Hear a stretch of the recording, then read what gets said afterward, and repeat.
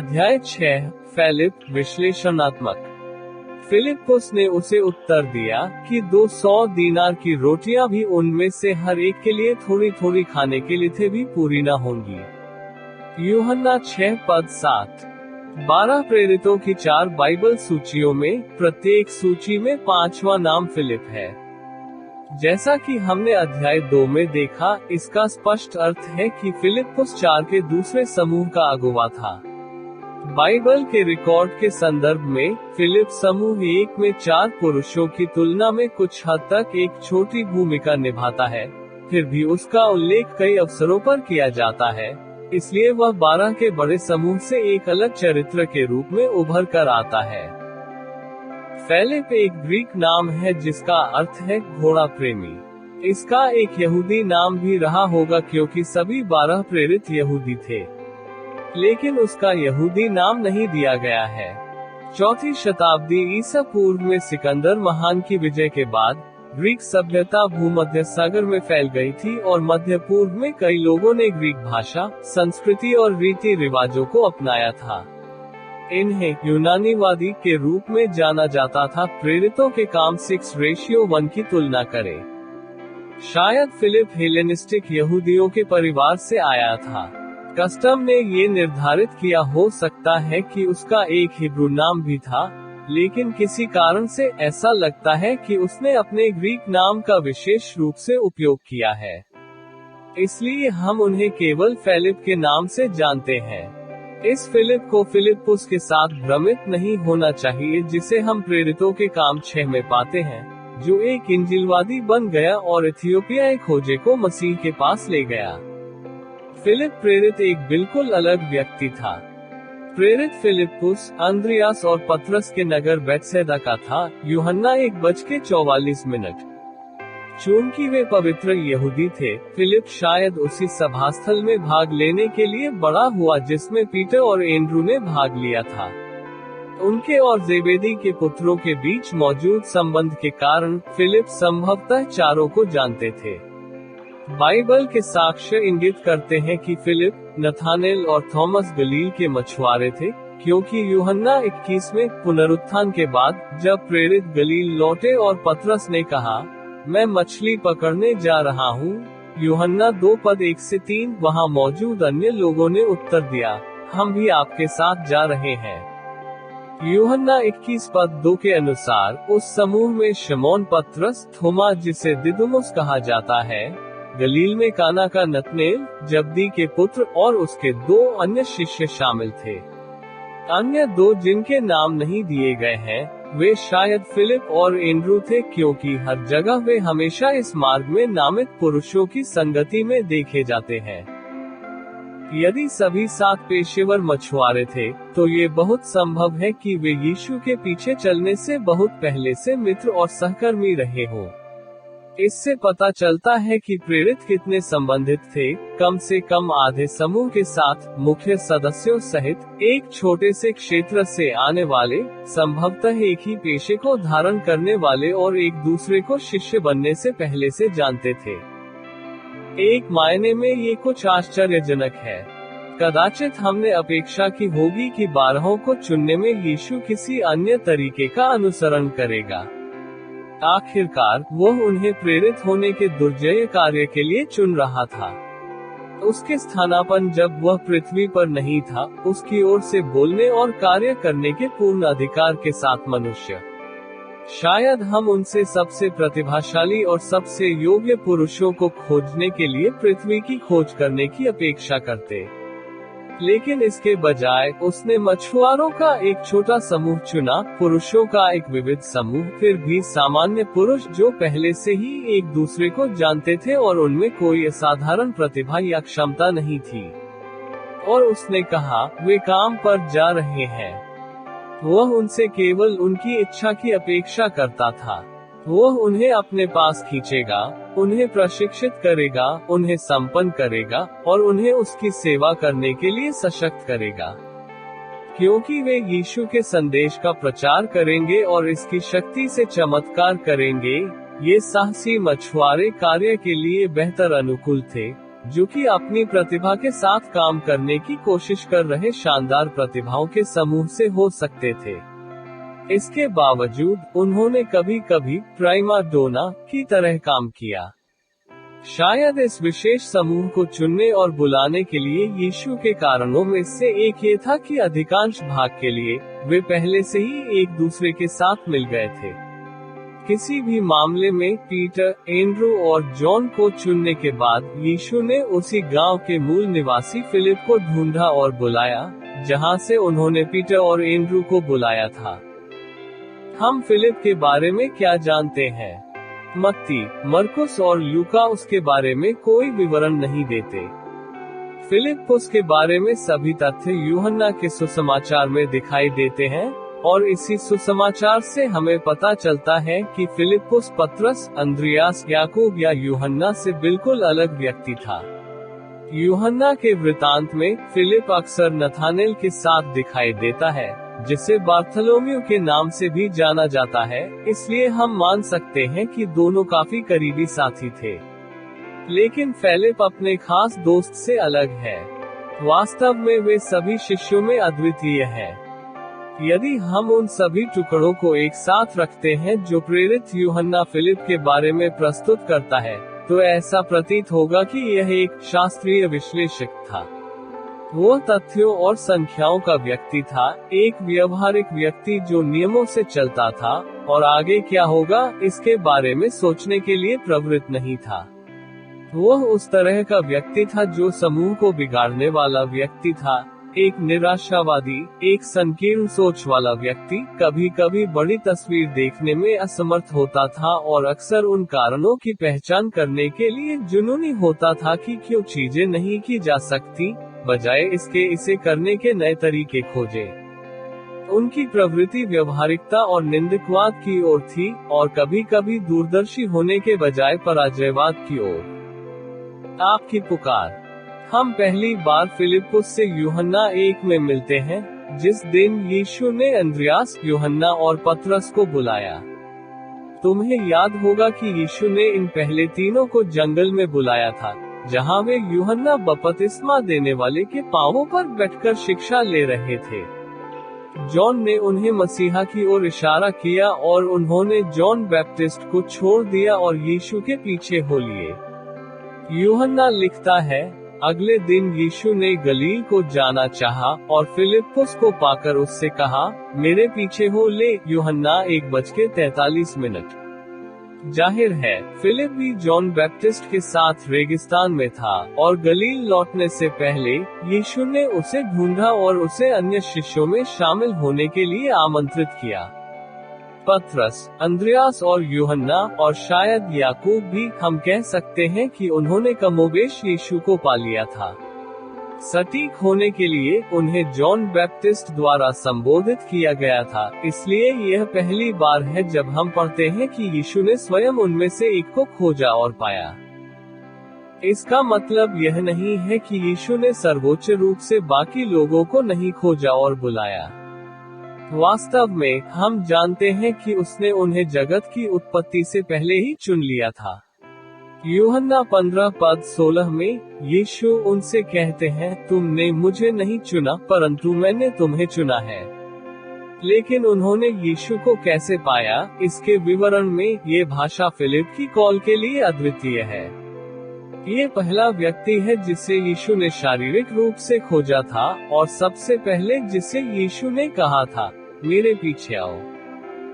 वैसे, ये ध्यान रखना दिलचस्प है कि अपनी सांसारिक सेवकाई के अंत में यीशु को पतरस से कहना पड़ा, मेरे पीछे हो ले। यूहन्ना रात के 9:19 और 22। जाहिर तौर पर, जिस रात यीशु को धोखा दिया गया था, उसकी विफलता के बाद भी पतरस को प्रोत्साहन के उस शब्द की आवश्यकता थी। लेकिन फिलिप इन शब्दों को सुनने और मानने वाले पहले व्यक्ति थे। आरंभ से ही यीशु सक्रिय रूप से फिलिप को ढूंढने लगा, और उसने उसे पाया और उसे अपने पीछे चलने को कहा, और उसने फिलिप्पुस में एक उत्सुक और इच्छुक शिष्य पाया। ये स्पष्ट है कि फिलिप के पास पहले से ही एक खोजी हृदय था। अवश्य ही, एक खोजता हुआ हृदय ये प्रमाणित करता है कि परमेश्वर उस व्यक्ति को सर्वोच्चता से बुला रहा है, क्योंकि जैसा कि यीशु ने कहा, कोई मेरे पास नहीं आ सकता जब तक पिता जिसने मुझे भेजा है उसे खींच न ले। यूहन्ना 6:44। और फिर से, कोई मेरे पास नहीं आ सकता जब तक कि उसे पिता की ओर से न दिया जाए। पद 65। जिस तरह से उसने यीशु को जवाब दिया उससे हम महसूस करते हैं कि फिलिप्पुस का हृदय लालसा से भरा हुआ था। फिलिप्पुस ने नतनेल से मिलकर उससे कहा, जिसका वर्णन मूसा ने व्यवस्था में और भविष्यद्वक्ताओं ने भी किया था, वह हमको मिल गया। वह यूसुफ का पुत्र यीशु नासरत का है। यूहन्ना 1:2। ये स्पष्ट है कि फिलिप्पुस और नतनेल पहले 4 शिष्यों की तरह व्यवस्था और भविष्यद्वक्ताओं का अध्ययन कर चुके थे और मसीहा की खोज कर रहे थे। इसलिए वे जॉन बैप्टिस्ट को सुनने के लिए रेगिस्तान में गए। जब यीशु ने फिलिप्पुस के पास आकर कहा, मेरे पीछे हो ले, तो उसके कान, उसकी आंखें और उसका मन खुल गया और वह उसके पीछे हो लेने को तैयार हो गया। नतनेल से बात करते समय फिलिप्पुस ने जिस अभिव्यक्ति का प्रयोग किया उसके बारे में कुछ रोचक बात पर ध्यान दे, हमने उसे पा लिया है। जहाँ तक फिलिप्पुस की बात है, उसने मसीहा को पाने के बजाय मसीहा को पाया था। यहाँ हम संप्रभु पसंद और मानव पसंद के बीच क्लासिक तनाव देखते हैं। फिलिप को बुलाना इस बात का एक आदर्श उदाहरण है कि कैसे दोनों पूर्ण सामंजस्य में मौजूद है। प्रभु ने फिलिप को पाया, लेकिन फिलिप को लगा कि उसने प्रभु को पा लिया है। मानवीय दृष्टिकोण से दोनों सत्य थे, परंतु बाइबल के दृष्टिकोण से हम जानते हैं कि परमेश्वर की पसंद निर्णायक है। तुमने मुझे नहीं चुना, परंतु मैंने तुम्हें चुना है। यूहन्ना 2:3:16। क्या अधिक है? मानवीय दृष्टिकोण से, फिलिप के दृष्टिकोण से यह उनकी खोज का अंत था। ईश्वर की कृपा से वे सच्चे और सच्चे साधक थे। वह परमेश्वर के वचन के प्रति समर्पित था और पुराने नियम की प्रतिज्ञा में विश्वास करता था कि एक मसीहा आएगा। अब उसने उसे पा लिया था, या यूं कहें कि उसने उसे पा लिया था। फिलिप्पुस के पास न केवल एक खोजने वाला हृदय था, बल्कि उसके पास एक व्यक्तिगत प्रचारक का हृदय भी था। यीशु से मिलने के बाद उसका पहला काम ये था कि वह अपने दोस्त नतनेल को ढूंढे और उसे मसीहा के बारे में बताए। मैं आपको बता दूं कि मुझे विश्वास है कि मित्रता सुसमाचार प्रचार के लिए सबसे उर्वर जमीन प्रदान करती है। जब मसीह की वास्तविकता पहले से ही स्थापित प्रेम और विश्वास के संबंध में एकीकृत हो जाती है, तो प्रभाव शक्तिशाली होता है। और ऐसा लगता है कि निरपवाद रूप से, जब कोई व्यक्ति मसीह का सच्चा अनुयायी बन जाता है, तो उनका पहला आवेग एक मित्र को खोजना और उस मित्र को मसीह से परिचित कराना होता है। इस तरह की गतिशीलता को फिलिप की सहज प्रवृत्ति में देखा जा सकता है कि वह अपने दोस्त नथानेल को ढूंढे और उसे मसीहा के बारे में बताए। फिलिप्पुस ने जिस भाषा का प्रयोग किया, वो मसीहा कौन था, इसकी खोज में उसके विस्मय को प्रदर्शित करता है, जिनमें से एक मूसा ने लिखा था और भविष्यद्वक्ताओं द्वारा प्रत्याशित एक विनम्र बढ़ई के पुत्र यीशु, नासरत के यूसुफ के पुत्र यीशु के अलावा कोई नहीं था। नथानेल, जैसा कि हम अगले अध्याय में देखेंगे, शुरू में भ्रमित था। नतनेल ने उससे कहा, क्या नासरत से कुछ अच्छा निकल सकता है? यूहन्ना 1:46। बेतसैदा नासरत के उत्तर में था, परंतु दोनों गलील में थे, एक दूसरे से अधिक दूर नहीं थे। नतनेल स्वयं काना से आया था। यूहन्ना 21:2, जो नासरत के ठीक उत्तर में एक गांव है। काना की तुलना में नाजरेत एक अधिक महत्वपूर्ण स्थान हो सकता है, जहां नथानेल के संशयवाद में परिलक्षित स्थानीय प्रतिद्वंद्विता हो सकती है। लेकिन फिलिप अविचलित था। आओ और देखो, पद 46। फिलिप जिस सहजता से विश्वास करता था वह उल्लेखनीय है। मानवीय शब्दों में, कोई भी उसे यीशु के पास नहीं ले गया था। वह शिमोन की तरह था, इस्राएल की शांति की बात जोह रहा था, और पवित्र आत्मा उस पर था। लूका 2:25। फिलिप्पुस पुराने नियम की प्रतिज्ञाओं को जानता था। मैं तैयार था और इसका बेसब्री से इंतजार कर रहा था। उसका दिल तैयार था, और उसने बिना किसी हिचकिचाहट या अविश्वास के यीशु को मसीहा के रूप में आनंद के साथ ग्रहण किया। उसे इस बात की परवाह नहीं थी कि मसीहा किस तरह के छोटे से गांव में पला बड़ा है। वह तुरंत जानता था कि खोज खत्म हो गई थी। ये स्पष्ट रूप से फिलिप के चरित्र में नहीं है, और यह प्रकट करता है कि किस हद तक प्रभु ने उसके हृदय को तैयार किया था। उसकी स्वाभाविक प्रवृत्ति पीछे रहने, संदेह करने, प्रश्न पूछने और प्रतीक्षा करने और देखने की होनी चाहिए। जैसा कि हम पता लगाने वाले हैं, वह त्वरित निर्णय लेने वाला नहीं था। परंतु सौभाग्य से इस मामले में, वह पहले से ही पिता के द्वारा यीशु के पास खींच लिया गया था। और जैसा कि यीशु ने कहा, जो कुछ पिता मुझे देता है वह सब मेरे पास आएगा, यूहन्ना 6:37, जोर दिया गया है। 5000 को खिलाना। फिलिप्पुस के साथ हमारी अगली मुलाकात यूहन्ना 6 में 5000 को भोजन कराने के समय घटित होती है। हम इस प्रकरण का उल्लेख अध्याय 1 में करते हैं। जब हमने एंड्रू के चरित्र का अध्ययन किया तो हमने अध्याय 3 में इस पर फिर से और अधिक विस्तार से विचार किया। अब हम फिलिप की आंखों के माध्यम से 5000 लोगों को खिलाए जाने पर एक और नजर डालते हैं। और यहाँ हमें पता चलता है कि फिलिप्पुस किस प्रकार का व्यक्ति था। हम पहले से ही जानते हैं कि उसने पुराने नियम का अध्ययन किया था। हम जानते हैं कि उसने इसे शाब्दिक रूप से लिया और वह मसीहा में विश्वास करता था। सो जब मसीहा आया और कहा, मेरे पीछे हो ले, तो उसने तुरंत यीशु को ग्रहण किया और बिना किसी हिचकिचाहट के उसके पीछे हो लिया। ये फिलिप का आध्यात्मिक पक्ष था। उसका दिल सही था। वह आस्थावान व्यक्ति थे, लेकिन अक्सर वह कमजोर विश्वास का आदमी था। यहीं से उनका व्यक्तित्व दिखना शुरू होता है।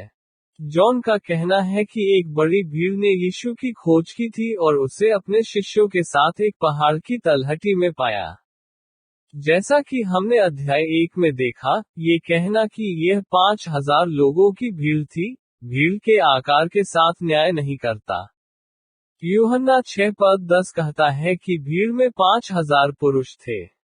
ये कई हजार और महिलाएं और बच्चे रहे होंगे। ये कहना अतिशयोक्ति नहीं होगी कि 10 या 20 हजार रहे होंगे। जो भी हो, वह एक भीड़ थी और मत्ती 14:15 के अनुसार, रात निकट आ रही थी, लोगों को खाने की आवश्यकता थी। यूहन्ना 6:5 कहता है, जब यीशु ने आंखें उठाकर देखा कि बड़ी भीड़ उसके पास आई है, तो उसने फिलिप्पुस से कहा, हम इनके खाने के लिए रोटी कहाँ से मोल लाएं? आप केवल फिलिप से ही क्यों पूछते हैं? जॉन कहता है, लेकिन यह उसने उसे परखने के लिए कहा, क्योंकि वह जानता था कि उसे क्या करना चाहिए। पद 6। फिलिप जाहिर तौर पर एपोस्टोलिक प्रशासक, विश्लेषणात्मक एक था, जो भोजन व्यवस्था और अन्य रसद के प्रभारी थे। हम जानते हैं कि पैसा रखने के लिए यहूदा जिम्मेदार था। यूहन्ना 13:29। इसलिए ये समझ में आता है कि कोई व्यक्ति भोजन और आपूर्ति के अधिग्रहण और वितरण के समन्वय का प्रभारी होगा। यह एक ऐसा काम था जो निश्चित रूप से फिलिप के व्यक्तित्व के अनुकूल था। आधिकारिक तौर पर या अनौपचारिक रूप से, ऐसा लगता है कि वह हमेशा संगठन और प्रोटोकॉल से संबंधित व्यक्ति रहे हैं। वे उस तरह के व्यक्ति थे जो हर सभा में कहते थे, मुझे नहीं लगता कि हम ऐसा कर सकते हैं, असंभव का स्वामी। और जाहिर तौर पर, जहां तक उनका सवाल था, लगभग हर चीज उस श्रेणी में आती थी। सो यीशु उसकी परीक्षा ले रहा था। मैं ये जानने के लिए उसका परीक्षण नहीं कर रहा था कि वह क्या सोच रहा है। यीशु पहले से ही यह जानता था। यूहन्ना 2:25 से तुलना करें। वह उसे कोई योजना बनाने के लिए नहीं कह रहा था। यूहन्ना कहता है कि यीशु भी पहले से जानता था कि वह स्वयं क्या करने जा रहा है। वह फिलिप का परीक्षण कर रहा था ताकि फिलिप को पता चल सके कि वह कैसा था। यही कारण है कि यीशु क्लासिक प्रशासनिक व्यक्तित्व फिलिप की ओर मुड़े और उनसे पूछा, आप इन सभी लोगों को कैसे खिलाना चाहते हैं? बेशक, यीशु ठीक ठीक जानता था कि फिलिप्पुस क्या सोच रहा है। मुझे लगता है कि फिलिप ने पहले ही सिर गिनना शुरू कर दिया था। जब भीड़ आने लगी तो वह पहले से ही गणित लगा रहा था। अंधेरा हो चला था। भीड़ बेशुमार थी। वे जल्द ही भूखे होंगे। और उस जमाने में खाना कोई आसान बात नहीं थी। उस पहाड़ पर फास्ट फूड का कोई कारोबार नहीं था, इसलिए जब तक यीशु ने सवाल पूछा, फिलिप पहले से ही लागत तैयार कर चुका था। फिलिप्पुस ने उत्तर दिया, 200 दीनार की रोटी उनमें से हर एक के लिए थोड़ा बहुत न होगी। यूहन्ना 6:7।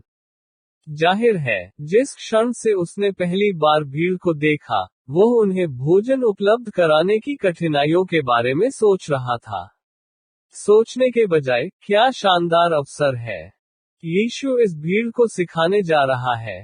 प्रभु के लिए क्या ही जबरदस्त अवसर है। फिलिप ने अपने निराशावाद में जो देखा वह स्थिति की असंभवता थी। फिलिप्पुस तब उपस्थित था जब यीशु ने पानी से दाखमधु बनाया। यूहन्ना 2:2। मैंने कई बार देखा था जब यीशु ने विभिन्न रचनात्मक और पुनर्योजी चमत्कारों सहित बीमारों को चंगा किया था। लेकिन जब उसने उस बड़ी भीड़ को देखा, तो उसे असंभव लगने लगा। वह सामग्री के बारे में सोचने की गलती में पड़ गया। और जब यीशु ने उसके विश्वास का परीक्षण किया, तो उसने खुले अविश्वास के साथ उत्तर दिया, यह नहीं हो सकता। विशुद्ध रूप से मानवीय दृष्टिकोण से, वह बिल्कुल सही थे। 1 दीनार एक साधारण कर्मचारी के लिए एक दिन का वेतन था। मत्ती 20:2 की तुलना करें। दूसरे शब्दों में, सभी शिष्यों में, उनमें से कम 12 और शायद इससे भी अधिक, अपनी जरूरतों को पूरा करने के लिए बमुश्किल 8 महीने की दिहाड़ी मजदूर के पास थी। चेलों के खाने और रहने के लिए जो कुछ करना पड़ता था, उसे ध्यान में रखते हुए यह एक बड़ी राशि नहीं थी। इतने कम पैसों में वे इतने सारे लोगों के लिए एक अल्पाहार के बारे में सोच भी नहीं सकते थे। फिलिप्पुस शायद सोच रहा था, 1 दीनार से 12 रोटियां मोल ली जा सकती है, जो सस्ता है। 1 दीनार से हम जौ की 20 रोटियां खरीद सकते थे। यदि हम छोटी रोटियां प्राप्त कर सके और उन्हें 2 भागों में तोड़ सके। नहीं, कुछ भी करना बिल्कुल असंभव है। उसने पहले ही हिसाब लगा लिया था कि जौ की 4000 रोटियां सबके लिए कभी काफी नहीं होंगी। उनके विचार निराशावादी, विश्लेषणात्मक और व्यावहारिक, पूरी तरह से भौतिकवादी और मिट्टी से भरे हुए थे।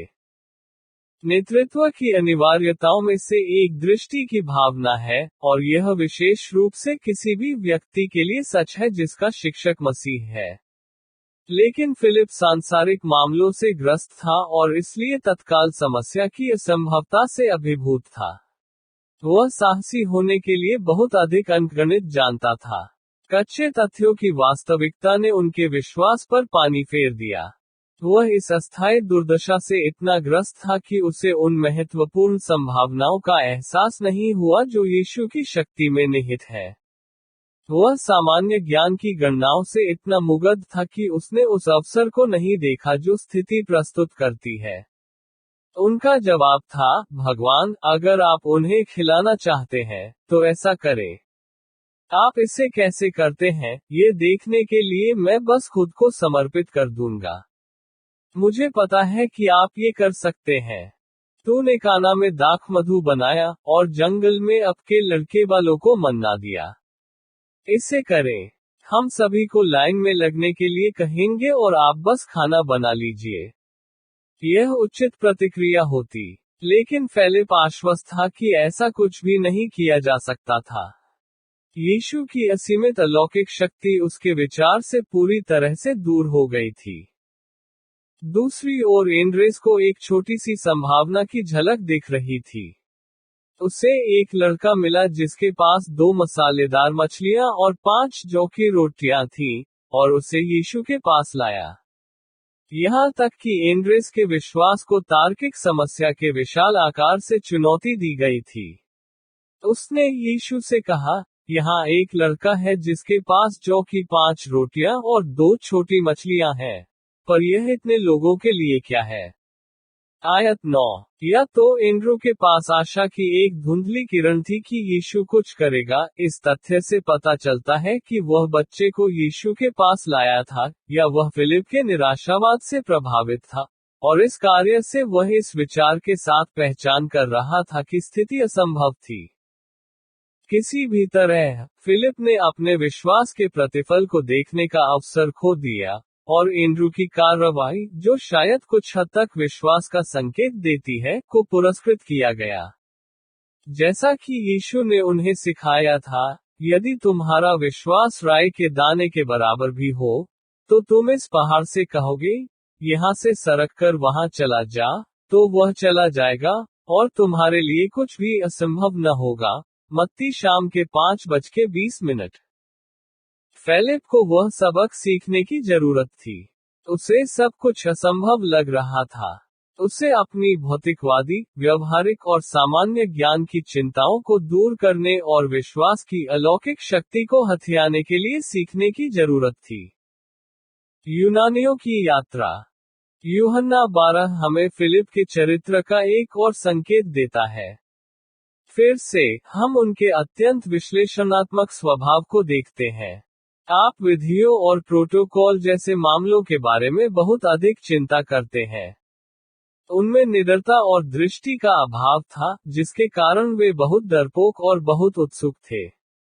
और जब उसके पास विश्वास करने का एक नया अवसर था, तो उसने उसे फिर से गंवा दिया। यूहन्ना 12:20 और 21 कहता है, पर्व में जो भजन करने गए थे उनमें से कितने यूनानी थे? तब वे गलील के बेतसैदा के फिलिप्पुस के पास आए, और उससे विनती करके कहने लगे कि हे प्रभु, हम यीशु को देखना चाहते हैं।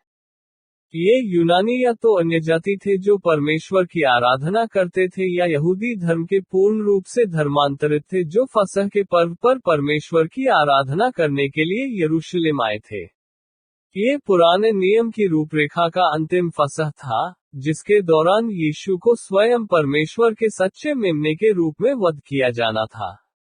वह संसार के पापों के लिए मरने के लिए यरूशलेम जा रहा था। इन यूनानियों को यीशु को देखने में बड़ी दिलचस्पी थी। फिर वे फिलिप की ओर मुड़े। शायद इसलिए कि उसका नाम ग्रीक था, उन्होंने सोचा कि वह उनका सबसे अच्छा संपर्क होगा। या शायद उन्हें पता चल गया था कि फिलिप, एक तरह से, समूह का प्रशासक था, जिसने चेलों के लिए आवश्यक सभी व्यवस्थाएं की। फिर से हम देखते हैं कि, चाहे फिलिप ने उस पद को आधिकारिक रूप से धारण किया हो या ऐसा करने के लिए किसी और को नामित नहीं किया गया हो, ऐसा प्रतीत होता है कि वह संचालन के प्रभारी थे। वे लोग यीशु से भेंट करने के लिए थे उसके पास आए। फिलिप थे प्रशासक की तरह, शायद प्रोटोकॉल और प्रक्रियाओं के पूरे मैनुअल से गुजरे जो उनके दिमाग में थे। वास्तव में, अगर वह उन कई प्रशासकों की तरह होता जिन्हें मैं जानता हूं, तो उसके पास एक लिखित नीति नियमावली होनी चाहिए, जिसे वह सावधानी से परामर्श करेगा और पत्र का पालन करने पर जोर देगा। मैं उसे किसी ऐसे व्यक्ति के रूप में चित्रित करता हूं जो लिखित रूप में सख्ती से सब कुछ करता है। किसी तरह, इन यूनानियों को पता था कि यह नियम बनाने वाला व्यक्ति था, इसलिए उन्होंने उससे यीशु के साथ एक साक्षात्कार स्थापित करने के लिए कहा। यह कोई कठिन या जटिल अनुरोध नहीं था। इसके बावजूद, फिलिप अनिश्चित प्रतीत होता है कि उसे क्या करना है। यदि आपने अन्य जातियों और यीशु पर मैनुअल से परामर्श किया होता, तो आपको एहसास होता कि यीशु ने एक बार कहा था जब उन्होंने अपने शिष्यों को प्रचार करने की आज्ञा दी थी, अन्य जातियों के मार्ग में मत जाओ, और सामरियों के किसी नगर में प्रवेश न करो, बल्कि जाओ इस्राएल के घराने की खोई हुई भेड़ों के लिए। मत्ती 10:5 और 6। और एक अन्य अवसर पर, उसने कहा, मैं इस्राएल के घराने की खोई हुई भेड़ों के सिवाय और किसी के पास नहीं भेजा गया। मत्ती दोपहर के 3:24। क्या वह सिद्धांत अन्य जातियों को यीशु के पास आने से रोकता था? बिल्कुल नहीं। ये कहकर कि उसे इस्राएल के घराने की खोई हुई भेड़ों के पास भेजा गया था, यीशु अपनी सेवकाई की सामान्य प्राथमिकता की पहचान करने के अलावा और कुछ नहीं कर रहा था, पहले यहूदी को फिर यूनानी को भी। रोमियो 2:10। यह एक सामान्य सिद्धांत था, न कि कठोर कानून। यूनानियों और अन्य गैर यहूदियों को स्पष्ट रूप से उन लोगों में शामिल किया गया था जिनकी उसने सेवा की थी। यीशु ने स्वयं एक सामरी स्त्री को प्रकट किया था कि वह मसीहा है। यद्यपि उनकी सेवकाई का मुख्य ध्यान पहले इस्राएल पर था, फिर भी वे केवल इस्राएल ही नहीं, बल्कि संसार के उद्धारकर्ता थे। वह अपने पास आया, और उसके अपनों ने उसे ग्रहण नहीं किया। परंतु जितनों ने उसे ग्रहण किया, अर्थात उन्हें जो उसके नाम पर विश्वास रखते हैं, उसने उन्हें परमेश्वर की संतान होने का अधिकार दिया। यूहन्ना 1:11-12। लेकिन फिलिप जैसे लोग अलिखित नियमों से अच्छा नहीं करते, क्योंकि वे चाहते हैं कि हर नियम कठोर और अनुल्लंघनीय हो।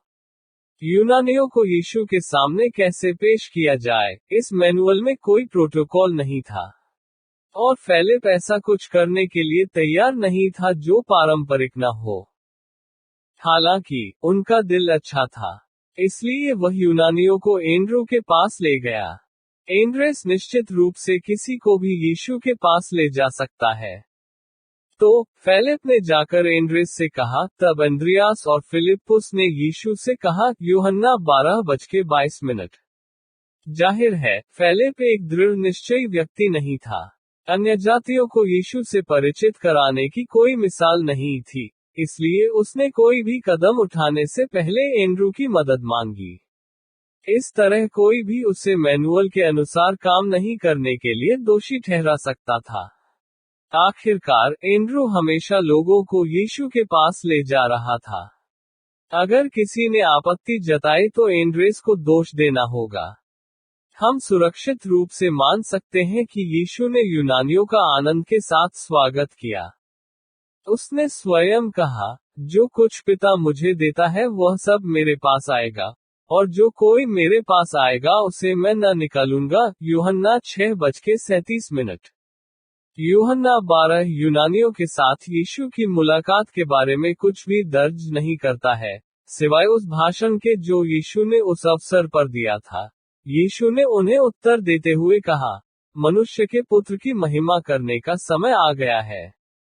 मैं तुमसे सच सच कहता हूँ, कि यदि गेहूं का दाना भूमि में पड़कर मर नहीं जाता, तो वह अकेला रहता है, परंतु यदि वह मर जाता है, तो बहुत फल लाता है। जो अपने प्राण से प्रेम रखता है, वो उसे खो देगा, और जो कोई इस संसार में अपने प्राण से बैर रखता है, वह उसे अनंत जीवन के लिए रखेगा। यदि कोई मेरी सेवा करे, तो मेरे पीछे हो ले, और जहां मैं हूं, वहां मेरा सेवक भी होगा। यदि कोई मेरी सेवा करे, तो मेरा पिता उसका आदर करेगा। यूहन्ना 12:23-26। संक्षेप में, उसने उन्हें सुसमाचार का प्रचार किया और उन्हें अपने शिष्य बनने के लिए आमंत्रित किया। क्या इन यूनानियों को यीशु के पास लाना ठीक था? बिल्कुल। यीशु स्वयं सभी को जीवन का जल सेंतमेंट पीने के लिए आमंत्रित करता है। प्रकाशित वाक्य 22:17। इन आदमियों को आग लगाना एक गलती होती। ऐसा लगता था कि फिलिप को ये पता चल गया था कि उसके दिल में भले ही उसका सिर प्रोटोकॉल और प्रक्रियाओं से भरा हुआ था। ऊपर का कमरा। फिलिप की हमारी अंतिम झलक थोड़े समय बाद अंतिम भोज में शिष्यों के साथ ऊपरी कमरे में होती है। ये ध्यान रखना महत्वपूर्ण है कि यह यीशु की सांसारिक सेवकाई की आखिरी रात थी, क्रूस पर चढ़ने की पूर्व संध्या। 12 की औपचारिक तैयारी आधिकारिक तौर पर समाप्त हो गई थी, और फिर भी उनका विश्वास दयनीय रूप से कमजोर बना रहा। उस रात वे मेज के चारों ओर बैठकर इस बात पर बहस कर रहे थे कि तौलिया और कटोरा लेकर और यीशु के पैर धोने के बजाय कौन सबसे बड़ा है। ऐसा प्रतीत होता था कि उन्होंने प्रभु द्वारा सिखाए गए बहुत से महत्वपूर्ण पाठों को नहीं सुना था। जैसा कि यीशु ने कहा, वे मूर्ख और विश्वास करने में मंद हैं, लूका 24:25। फिलिप के मामले में यह विशेष रूप से सच था। चेलों के होठों से कभी कभार निकलने वाले सभी मूर्खतापूर्ण, उतावले, दर्द भरे बेखबर बयानों में से कोई भी उस वाक्य से अधिक निरुत्साहित करने वाला नहीं था जो फिलिप ने ऊपरी कमरे में दिया था। उस रात यीशु का हृदय व्याकुल था। वह जानता था कि अगले दिन उसका क्या इंतजार है। वह जानता था कि शिष्यों के साथ उसका समय समाप्त हो रहा था और भले ही विशुद्ध रूप से मानवीय दृष्टिकोण से शिष्य बहुत अच्छी तरह से तैयार नहीं लग रहे थे, वह उन्हें अपने गवाहों के रूप में सशक्त बनाने के लिए पवित्र आत्मा भेजेगा। उनके साथ उनका सांसारिक कार्य समाप्त होने वाला था। वह उन्हें भेड़ों के समान भेड़ियों के बीच में भेज रहा था। मत्ती 10:16 से तुलना करें। इसलिए वह उन्हें पवित्र आत्मा के बारे में दिलासा देने और प्रोत्साहित करने के लिए उत्सुक था, जो उन्हें सशक्त करने के लिए आएगा। उसने उनसे कहा कि वे उनके मन में व्याकुल न हो और प्रतिज्ञा की कि वह जाकर उनके लिए जगह तैयार करेगा। यूहन्ना 14:1 और 2। इसके अलावा, उसने उन्हें अपने पास ले जाने के लिए लौटने का वादा किया ताकि वे उसके साथ रहें जहां वह जाएगा। पद 3। और फिर उसने निम्नलिखित को जोड़ा, और तुम जानते हो कि मैं कहां जाता हूं, और तुम वहां का मार्ग जानते हो। पद 4। जाहिर है, जहां स्वर्ग था, और वहां का रास्ता, वो तरीका था जिसे उसने उनके लिए सुसमाचार में रखा था। लेकिन उन्हें समझने में देर हो गई थी। थॉमस ने संभवतः उन सभी के लिए बात की जब उसने कहा, हे प्रभु, हम नहीं जानते कि तू कहां जाता है, फिर हम उसका मार्ग कैसे जान सकते हैं। पद 5। यीशु ने उससे कहा, मार्ग और सत्य और जीवन मैं ही हूँ, बिना मेरे द्वारा कोई पिता के पास नहीं पहुंच सकता। यूहन्ना 14:6। शायद अब सब कुछ स्पष्ट हो गया है। वह स्वर्ग में पिता के पास जाएगा, और उनके लिए एकमात्र रास्ता यीशु में विश्वास करना था। बेशक यह मसीह की विशिष्टता के बारे में बाइबल के प्रमुख छंदों में से एक है। वह स्पष्ट रूप से शिक्षा दे रहा था कि कोई भी स्वर्ग नहीं जा सकता यदि वे उस पर विश्वास नहीं करते और उसे अपना एकमात्र उद्धारकर्ता स्वीकार नहीं करते। वह पिता के लिए रास्ता है, एकमात्र रास्ता है। फिर यीशु ने अपने ईश्वरत्व के बारे में एक स्पष्ट कथन जोड़ा, यदि तुम मुझे जानते तो मेरे पिता को भी जानते, और अब से तुम उसे जानते हो और देख भी चुके हो। यूहन्ना 14:7। वह अब यथासंभव स्पष्ट भाषा में कह रहा था कि वह भगवान है। यीशु और उसके पिता एक ही सार के हैं। मसीह को जानना पिता को जानना है, क्योंकि त्रिएक के विभिन्न व्यक्ति अपने सार में एक है। यीशु परमेश्वर है। उसे देखना ही ईश्वर को देखना है। उन्होंने उसे देखा था और उसे जाना था जिससे वे भी पिता को जानते थे। यह इस बिंदु पर था कि फिलिप ने कहा, हे प्रभु, पिता को हमें दिखा दे तो हमारे लिए बहुत है। पद 8। हमें पिता दिखाओ। यीशु के कथन के तुरंत बाद फिलिप्पुस ऐसा कैसे कह सकता था? यह अत्यंत दुखद है। यह उम्मीद की जानी चाहिए थी कि जब तक फिलिप इस बिंदु तक पहुंचे, यीशु के पीछे आने के इतने लंबे समय बाद, उन्हें बेहतर जानकारी मिलनी चाहिए थी। इस पूरे समय में उन्होंने यीशु की शिक्षाएं प्राप्त की थी। उन्होंने अनगिनत चमत्कार देखे थे। उसने लोगों को बुरी से बुरी बीमारियों और विकृतियों से चंगा होते देखा था। वह वहां था जब यीशु ने दुष्टात्माओं को निकाला था। कई मौकों पर उन्होंने मसीह के साथ करीबी रिश्ते में दिन के 24 घंटे, सप्ताह के 7 दिन, महीनों तक समय बिताया था। यदि उसने वास्तव में मसीह को जाना होता, तो वह पिता को भी जानता होता। पद 7। अब वह कैसे कह सकता है, हमें पिता दिखाओ? वह इस समय कहाँ था? यीशु ने उससे कहा, मैं तुम्हारे साथ इतने लंबे समय से हूँ, और तुम मुझे नहीं जानते, फिलिप। जिसने मुझे देखा है उसने पिता को देखा है, फिर तू क्यों कहता है कि पिता को हमें दिखा। आयत 9। फिलिप ने सोचा होगा कि पिछले 2 या 3 वर्षों में क्या हो रहा है। उन सभी लोगों में से जिन्होंने शुरुआत में इतने उत्साही विश्वास के साथ जवाब दिया था, आखिर में वह इस तरह का अनुरोध कैसे कर सकता था। आपका विश्वास कहाँ था? यीशु ने उससे पूछा, क्या तुम विश्वास नहीं करते कि मैं पिता में हूँ और पिता मुझ में है?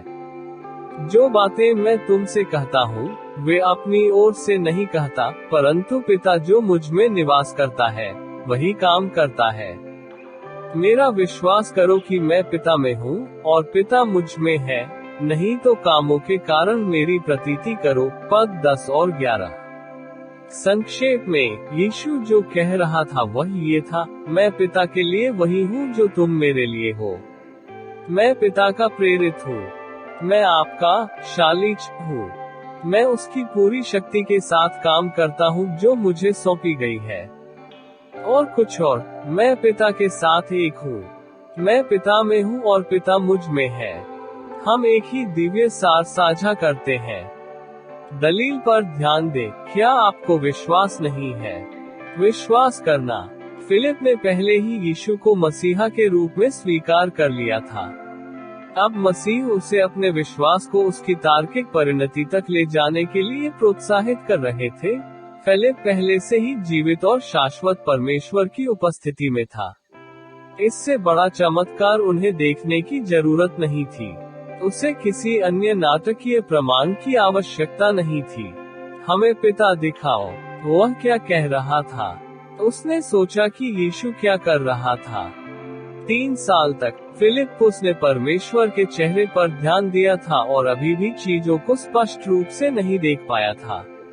उसकी सांसारिक सोच, उसका भौतिकवाद, उसका संशयवाद, सांसारिक विवरणों के प्रति उसका जुनून, प्रशासनिक मामलों में उसकी व्यस्तता और उसकी छोटी सी मानसिकता ने उसे उस व्यक्ति की पूरी समझ से वंचित कर दिया था जिसकी उपस्थिति का उसने आनंद लिया था। फिलिप अन्य शिष्यों की तरह सीमित क्षमताओं वाला व्यक्ति था। उनका विश्वास कमजोर था। वे अपूर्ण समझ वाले व्यक्ति थे। वह शंकालु, विश्लेषणात्मक, निराशावादी, अनिच्छुक और असुरक्षित था। वह हमेशा नियमों के अनुसार काम करना चाहता था। उसका मन तथ्यों और संख्याओं से भर गया था, जिससे वह मसीह की दिव्य शक्ति, व्यक्तित्व और अनुग्रह की पूरी तस्वीर को समझने में असमर्थ हो गया था। वह समझने में धीमा था, विश्वास करने में धीमा था और तात्कालिक परिस्थितियों से परे देखने में धीमा था। मुझे अभी और सबूत चाहिए थे। यदि हमें उस कार्यक्रम के लिए फिलिप्पुस का साक्षात्कार करना होता जिसमें यीशु ने उसे बुलाया था, तो शायद हम एक निष्कर्ष के रूप में कहते, ये काम नहीं करता। वह विश्व के इतिहास के 12 महानतम व्यक्तियों में से एक होने के योग्य नहीं है। लेकिन यीशु ने कहा होगा, ये वही है जिसकी मुझे तलाश है। मेरी सामर्थ्य निर्बलता में सिद्ध होती है। मैं उसे प्रचारक बनाऊंगा। वह चर्च के संस्थापकों में से एक होगा। मैं उसे राज्य के शासकों में से एक बनाऊंगा और उसे स्वर्ग में अनंत प्रतिफल दूंगा।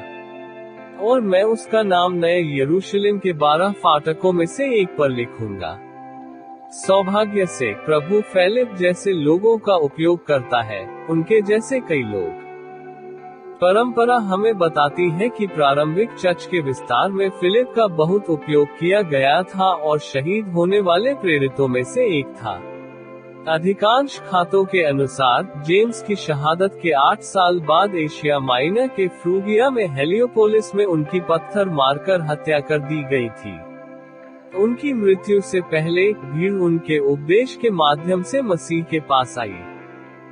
जाहिर है, फिलिप ने उन मानवीय प्रवृत्तियों पर काबू पा लिया जो अक्सर उसके विश्वास में बाधा डालती थी और सबूत के तौर पर दूसरे प्रेरितों के साथ खड़ा होता है कि परमेश्वर ने ज्ञानियों को लज्जित करने के लिए जगत के मूर्खों को चुन लिया है और जगत के निर्बलों ने परमेश्वर को चुन लिया है कि बलवानों को लज्जित करे, और जो कुछ संसार में घिनौना है और जो तुच्छ है उसको परमेश्वर ने चुन लिया, और जो नहीं है उसे नाश कर दे, कि कोई उसके सामने घमंड न कर सके। कुरिन्थियों 1:27 से 29 का पहला पत्र।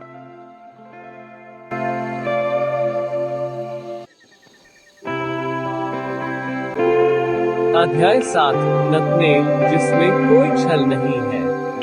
नतनेल ने उत्तर दिया और उससे कहा, रब्बी, तुम परमेश्वर के पुत्र हो, आप इस्राएल के राजा हैं। यूहन्ना 1:49। फिलिप के सबसे करीबी साथी नथानेल 12 की सभी 4 सूचियों में बार्थोलोम्यू के रूप में दिखाई देते हैं। जॉन के सुसमाचार में उन्हें हमेशा नथानेल कहा जाता है। बार्थोलोम्यू एक हिब्रू छंद नाम है जिसका अर्थ है टोलेमाई का बेटा। नथानेल का अर्थ है भगवान ने दिया है, तो वह टोलेमाई का पुत्र नतनेल या बार्थोलोम्यू बारतोल्मे है। The synoptic gospels and the book of acts of the apostles में नथानेल की पृष्ठभूमि, चरित्र या व्यक्तित्व के बारे में कोई विवरण नहीं है। वास्तव में उनमें से प्रत्येक इसका उल्लेख केवल एक बार करता है, जब वे 12 शिष्यों की सूची बनाते हैं। यूहन्ना का सुसमाचार इसे केवल 2 अनुच्छेदों में प्रकट करता है, यूहन्ना 1 में जहां उसकी बुलाहट दर्ज की गई है, और यूहन्ना 21:2 में जहां उसका नाम उन लोगों में से एक के रूप में दिया गया है जो यीशु के पुनरुत्थान के बाद और स्वर्गारोहण से पहले गलील लौट आए और पतरस के साथ मछली पकड़ने गए। यूहन्ना 21:2 के अनुसार नतनेल गलील के काना के एक छोटे से गांव से आया था, वह स्थान जहां यीशु ने अपना पहला चमत्कार किया था, पानी को शराब में बदलना। यूहन्ना 2:11। काना यीशु के शहर नासरत के बहुत करीब था। जैसा कि हमने पिछले अध्याय में देखा, फिलिप वह था जो नतनेल को यीशु के मिलने और उसे बुलाने के तुरंत बाद मसीह के पास लाया। जाहिर तौर पर फिलिप और नथानेल अच्छे दोस्त थे, क्योंकि सिनॉप्टिक गॉस्पेल में 12 प्रेरितों की प्रत्येक सूची में फिलिप और नथानेल के नाम एक साथ दिखाई देते हैं। प्रारंभिक चर्च से संबंधित खातों में और प्रेरितों के बारे में उस समय की कई कहानियों में उनके नाम भी एक साथ दिखाई देते हैं। जाहिर तौर पर उनके बीच दोस्ती उन वर्षों के दौरान बनी रही जो उन्होंने मसीह के साथ बिताए थे। पीटर और एंड्रू के साथ, जिन्हें अक्सर भाइयों के रूप में संदर्भित किया जाता था, और जेम्स और जॉन जो समान रूप से भाई थे, हम इन दोनों को हमेशा साथ साथ पाते हैं, भाइयों के रूप में नहीं बल्कि करीबी दोस्तों के रूप में। वस्तुतः नथानेल बारतोल्मे के बारे में हम जो कुछ भी जानते हैं, वह यूहन्ना के शिष्यत्व की बुलाहट के विवरण से आता है। याद रखें कि इस तरह की घटना यीशु के बपतिस्मे के कुछ ही समय बाद रेगिस्तान में हुई थी, जब यूहन्ना बपतिस्मा देने वाले ने मसीह को परमेश्वर के मेमने के रूप में इंगित किया था जो संसार के पाप को उठा लेता है। यूहन्ना 1:29। अंद्रियास, यूहन्ना और पतरस और संभवतः याकूब भी पहले बुलाए जाने वाले थे। वचन 35-42। अगले दिन गलील जाने का प्रस्ताव रखते हुए यीशु ने फिलिप्पुस को खोजा और उसे भी बुलाया। पद 43। पद 45 के अनुसार फिलिप को नतनेल मिला। जाहिर है वे दोस्त थे। उल्लेख यह नहीं कहता है कि यह एक व्यावसायिक संबंध था, एक पारिवारिक संबंध था, या सिर्फ एक सामाजिक संबंध था, लेकिन ये स्पष्ट है कि फिलिप्पुस नतनेल के करीब था और जानता था कि नतनेल को ये जानने में दिलचस्पी होगी कि लंबे समय से प्रतीक्षित मसीहा की आखिरकार पहचान हो गई थी। वास्तव में फिलिप उसके साथ समाचार साझा करने के लिए इंतजार नहीं कर सकता था, इसलिए उसने तुरंत उसे खोजा और उसे यीशु के पास लाया। जाहिर है फिलिप ने नतनेल को उसी स्थान के पास पाया जहां प्रभु ने फिलिप को पाया था। नतनेल यीशु के पास कैसे आया, इसका संक्षिप्त विवरण उसके चरित्र के संकेतों से भरा हुआ है। उससे हमें नतनेल के बारे में काफी कुछ पता चलता है। लेखन के प्रति उनका प्रेम। नतनेल के बारे में एक दिलचस्प तथ्य उस तरीके से स्पष्ट है जिस तरह से फिलिप ने उससे घोषणा की थी कि उसने मसीहा को पा लिया है। फिलिप ने नतनेल को पाया और उससे कहा, हमने वह पाया है जिसके बारे में मूसा ने व्यवस्था में लिखा था, साथ ही भविष्यवक्ताओं को भी। यूहन्ना 1:45। जाहिर है, शास्त्र की सच्चाई कुछ ऐसी थी जो नथानेल को दिलचस्पी देती थी। फिलिप नतनेल को जानता था और इसलिए जानता था कि वह इस खबर से चकित होगा कि यीशु वही है जिसके बारे में मूसा और भविष्यवक्ताओं ने पवित्र शास्त्र में भविष्यवाणी की थी। इसलिए जब फिलिप्पुस ने नतनेल से उस मसीहा के बारे में बात की जिसे उसने पाया था, तो उसने ऐसा पुराने नियम की भविष्यवाणी के दृष्टिकोण से किया। तथ्य यह है कि फिलिप्पुस ने यीशु को इस तरह से पेश किया। ये सुझाव देता है कि नतनेल पुराने नियम की भविष्यवाणियों से अवगत था। यह शायद इंगित करता है कि नथानेल और फिलिप ने एक साथ पुराने नियम का अध्ययन किया था। ये भी संभावना है कि वे जॉन बैप्टिस्ट को सुनने के लिए एक साथ रेगिस्तान में गए थे। दोनों पुराने नियम की भविष्यवाणी को पूरा करने में रुचि रखते थे। जाहिर है, फिलिप्पुस जानता था कि यीशु की खबर नतनेल को हिला देगी। ध्यान दें कि उसने यह नहीं कहा, मुझे एक ऐसा व्यक्ति मिला है जिसके पास आपके जीवन के लिए जबरदस्त योजना है। उसने यह नहीं कहा, मुझे एक आदमी मिला है जो तुम्हारी शादी और व्यक्तिगत समस्याओं को ठीक करेगा और तुम्हारे जीवन को अर्थ देगा। उसने नतनेल को ये बताने की कोशिश नहीं की कि कैसे यीशु उसके जीवन को बेहतर बना सकता है। फिलिप्पुस ने पुराने नियम की भविष्यवाणियों की पूर्ति के रूप में यीशु के बारे में बात की क्योंकि वह जानता था कि इससे नतनेल की दिलचस्पी बढ़ेगी। वह पुराने नियम के एक मेहनती छात्र के रूप में पहले से ही ईश्वरीय सत्य की खोज कर रहा था। वैसे ऐसा प्रतीत होता है कि यहूदा इस्करियोती को छोड़कर सभी प्रेरित यीशु से मिलने से पहले कुछ हद तक ईश्वरीय सत्य की खोज कर रहे थे। वे परमेश्वर की आत्मा द्वारा खींचे जा रहे थे। उनके हृदय सच्चाई के लिए खुले थे और इसे जानने के लिए उत्सुक थे। वे परमेश्वर के प्रति अपने प्रेम में और सत्य को जानने और मसीहा को प्राप्त करने की अपनी इच्छा में सच्चे थे। इस अर्थ में, वे उस धार्मिक नेतृत्व से बहुत अलग थे, जिस पर पाखंड और झूठी धर्मपरायणता का प्रभुत्व था। शिष्य ईमानदार थे।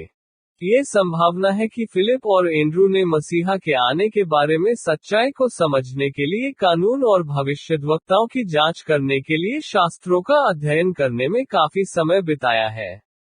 और तथ्य यह है कि वे लिखने में इतने अच्छे से प्रशिक्षित थे। निस्संदेह ये स्पष्ट करता है कि क्यों वे यीशु को उत्तर देने के लिए इतनी जल्दी थे।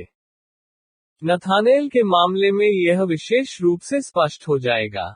वह सकारात्मक रूप से और तुरंत यीशु को पहचानने में सक्षम था क्योंकि उसे इस बात की स्पष्ट समझ थी कि शास्त्र उसके बारे में क्या कहता है। वह जानता था कि वादे क्या कहते हैं, इसलिए जब उसने देखा तो वह पूरा हुआ। वह उसे जानता था जिसके बारे में मूसा और नबियों ने लिखा था, और उनकी संक्षिप्त बातचीत के बाद यीशु को एक के रूप में पहचाना। एक नजर से, नतनेल जानता था कि यीशु कौन था और उसने उसे वही स्वीकार कर लिया। ये संभव था क्योंकि वह शास्त्रों का एक मेहनती छात्र था। फिलिप ने उससे कहा, ये नासरत से यूसुफ का पुत्र यीशु है। यीशु एक काफी सामान्य नाम था। येशुआ इसका अरामी रूप है। ये वही नाम है जिसका अनुवाद पुराने नियम में यहोशू के रूप में किया गया है। इसका अर्थ है, यहोवा उद्धार है क्योंकि वह अपने लोगों को उनके पापों से बचाएगा। मत्ती 1:21। फिलिप अभिव्यक्ति, जोस के बेटे, का प्रयोग एक तरह के अंतिम नाम, जेसुस बार जोस के रूप में कर रहे थे, ठीक उसी तरह जैसे उनका दोस्त, नटानेल बारटोल्मे था। इस तरह आमतौर पर लोगों की पहचान की जाती थी। ये जोसेफसन या जॉनसन जैसे आधुनिक उपनामों का हिब्रू समकक्ष था। पूरे इतिहास में, लोगों ने अपने आप को इस तरह से पहचाना है, अपने माता पिता से प्राप्त उपनामों के साथ। फिलिप की आवाज में कुछ आश्चर्य अवश्य था। यह ऐसा था मानो वह कह रहा हो, तुम विश्वास नहीं करोगे, लेकिन यीशु, यूसुफ का पुत्र, नासरत के बड़ई का पुत्र, मसीहा है। आपका पूर्वाग्रह। पद 46 हमें नतनेल के चरित्र का एक और पहलू प्रदान करता है।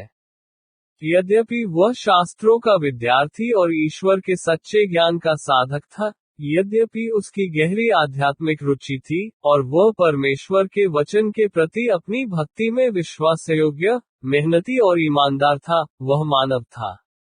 उनके कुछ पूर्वाग्रह थे। फिलिप की घोषणा के प्रति उनकी प्रतिक्रिया में हम इसे देखते हैं, क्या नासरत से कुछ अच्छा निकल सकता है? वह कह सकता था, मैंने पुराने नियम को पढ़ा है और भविष्यद्वक्ता मीका कहता है कि मसीह बेतलेहम से आएगा। मीका 5:2 नासरत से नहीं। या वह कह सकता था, लेकिन फिलिप मसीहा यरूशलेम के साथ पहचान करता है क्योंकि वह यरूशलेम में शासन करने जा रहा है। लेकिन उनके पूर्वाग्रह की गहराई इन शब्दों में स्पष्ट है, क्या नासरत से कुछ अच्छा निकल सकता है? वह बाइबल या तर्कसंगत आपत्ति नहीं थी, ये भावना और कट्टरता पर आधारित था।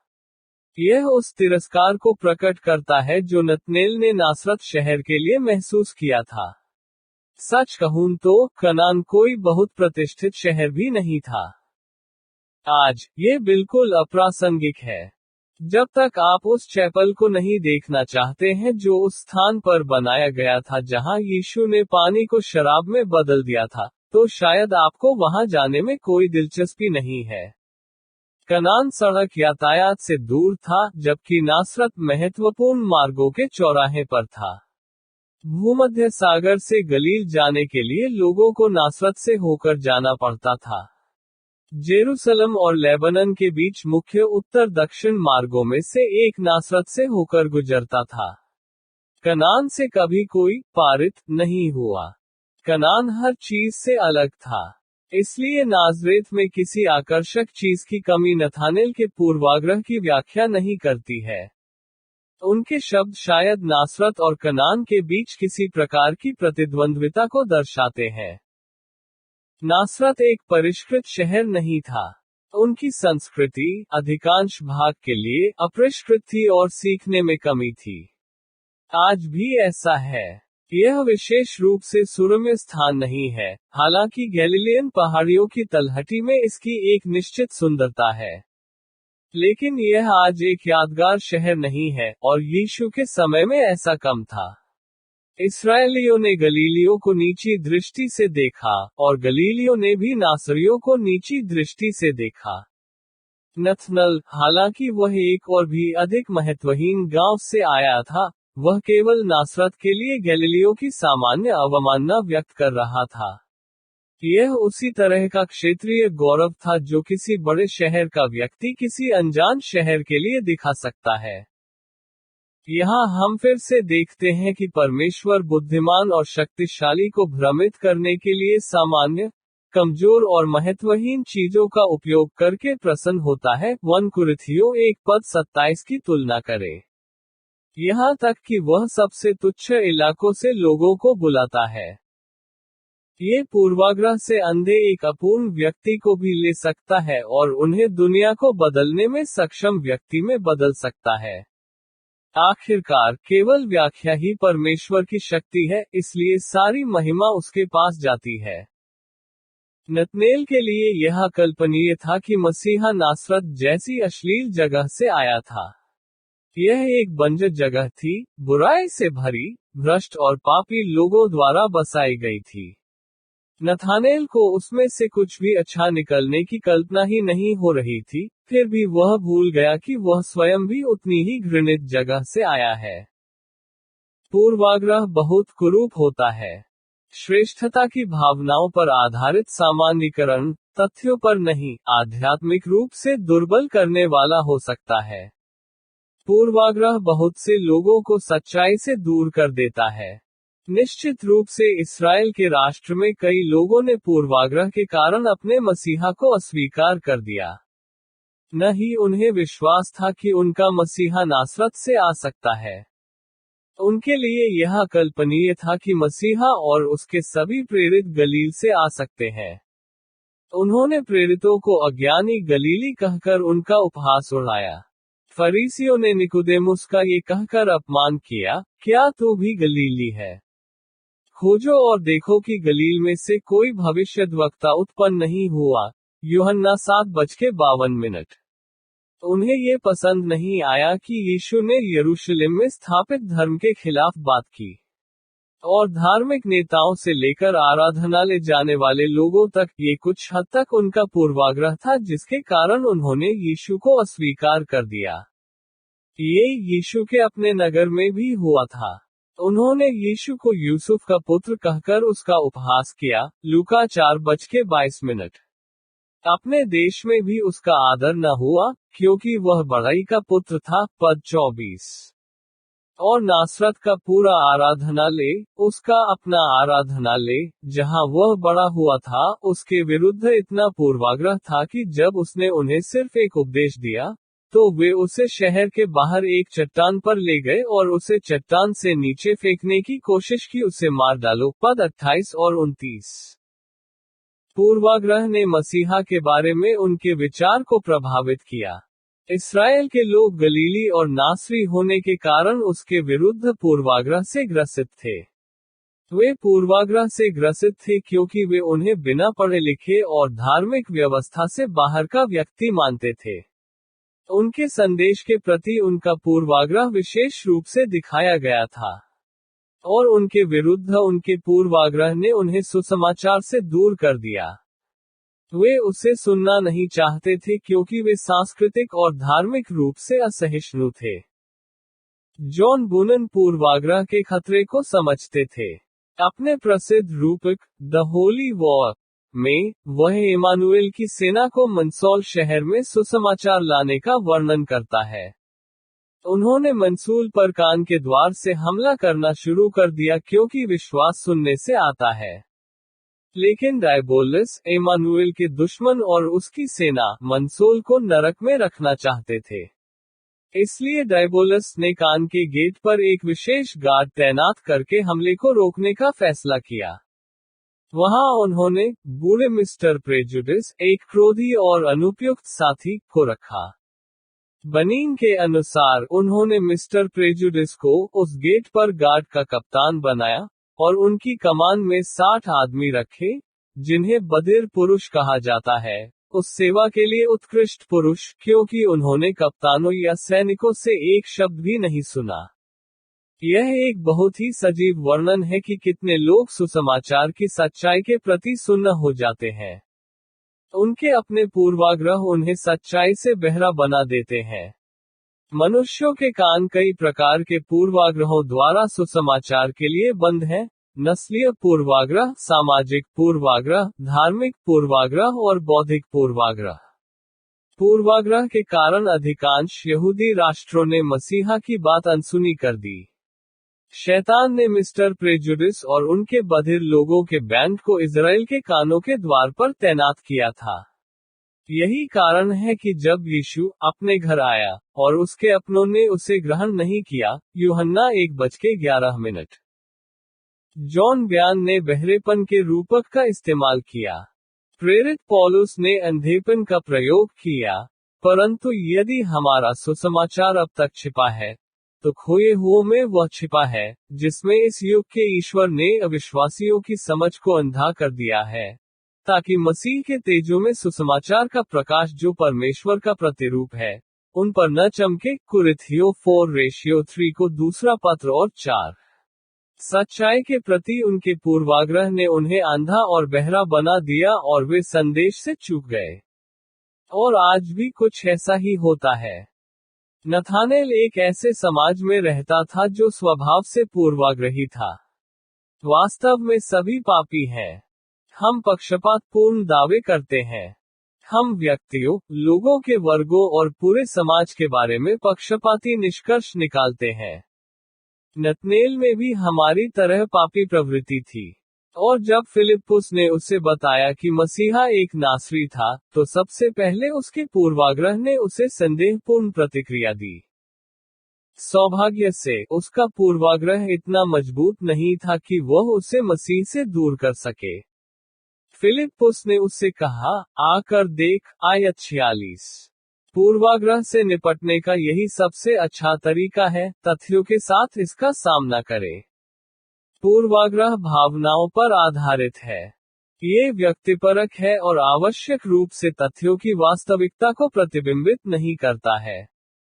तो पूर्वाग्रह का उपाय वस्तुनिष्ठ वास्तविकता पर एक ईमानदार नजर है। आओ और देखो। और नतनेल चला गया। सौभाग्य से उसका पूर्वाग्रही मन उतना शक्तिशाली नहीं था जितना कि उसका खोजी हृदय। अगर दिल की ईमानदारी। नथानेल के चरित्र का सबसे महत्वपूर्ण पहलू यीशु के होठों द्वारा व्यक्त किया गया है। यीशु पहले से ही नतनेल को जानता था।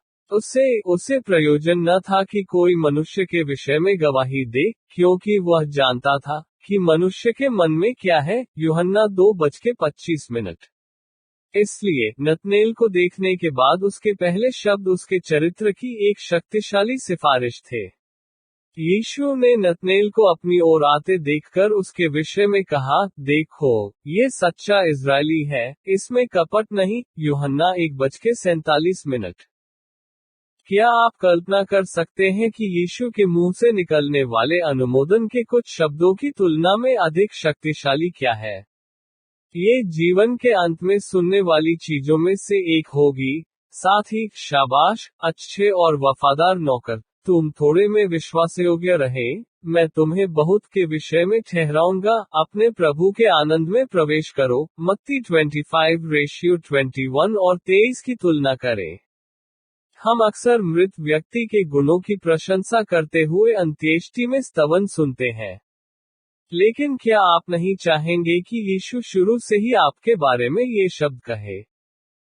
ये नथनल के चरित्र के बारे में बहुत कुछ बताता है। शुरू से ही उनका दिल साफ था। ये स्पष्ट है कि नतनेल मनुष्य था। उसके पाप में दोष थे। उनके दिमाग पर एक हद तक पूर्वाग्रह का दाग लगा था, लेकिन उनके दिल को झूठ से कोई नुकसान नहीं हुआ था। वह पाखंडी नहीं था। परमेश्वर के लिए उसका प्रेम और मसीहा को देखने की उसकी इच्छा सच्ची थी। उनका हृदय निष्कपट और निष्कपट था। यीशु ने उसे एक सच्चे इज़राइली के रूप में संदर्भित किया। ग्रीक पाठ में शब्द एलेदस है, जिसका अर्थ है वास्तव में। वह एक सच्चा इज़राइली था। बेशक यह इब्राहिम से उसके भौतिक वंश का संदर्भ नहीं है। जीसस आनुवंशिकी के बारे में बात नहीं कर रहे थे। वह नतनेल की स्थिति को एक सच्चे इज़राइली के रूप में इस तथ्य से संबंधित कर रहा था कि उसमें कोई छल नहीं था। उसके छल की कमी ने ही उसे एक सच्चे इज़राइली के रूप में परिभाषित किया। यीशु के दिनों में बहुत से इज़राइली ईमानदार नहीं थे, वे कपटी थे, झूठे थे।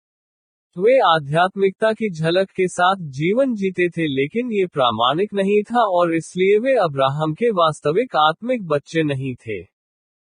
हालांकि नथानेल ईमानदार था। रोमियो 9:6 और 7 में प्रेरित पौलुस कहता है, जितने इस्राएल के वंशज हैं, वे सब इज़राइली नहीं हैं, और न वे सब पुत्र हैं, क्योंकि वे इब्राहिम के वंशज हैं।